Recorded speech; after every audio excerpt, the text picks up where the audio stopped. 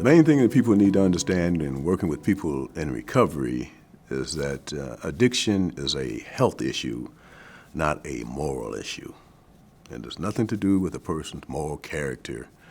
It is a health issue. It is a disease, and it needs to be treated as such.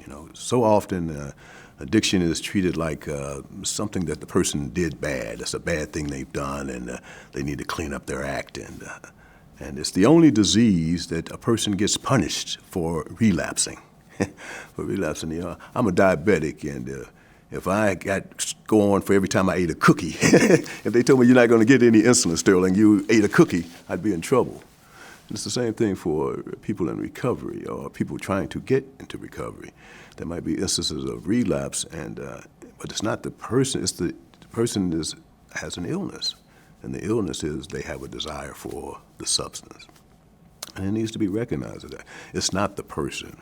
It's like when a person has cancer, you don't look at a person's cancer. It's something that the person did to get cancer, even though sometimes they might.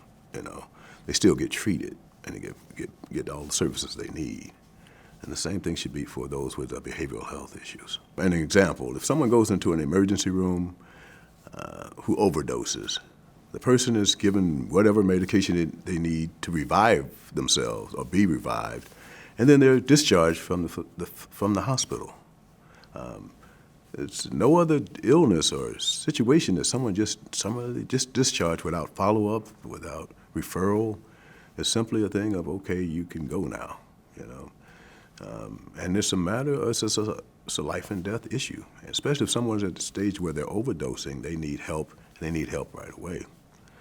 But because of the stigma, it's like, well, that's okay. He'll be okay. He'll be all right. A lot of individuals with behavioral health issues end up in prison and in jails.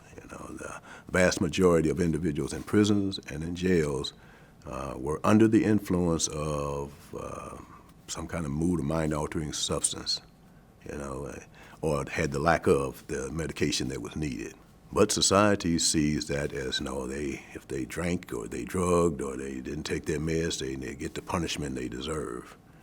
Nobody gets punished for any other disease. There's no such punishment for other diseases. So the stigma is a terrible, terrible stigma that most people, if they do not have or know someone who has recovered from these issues, simply do not understand.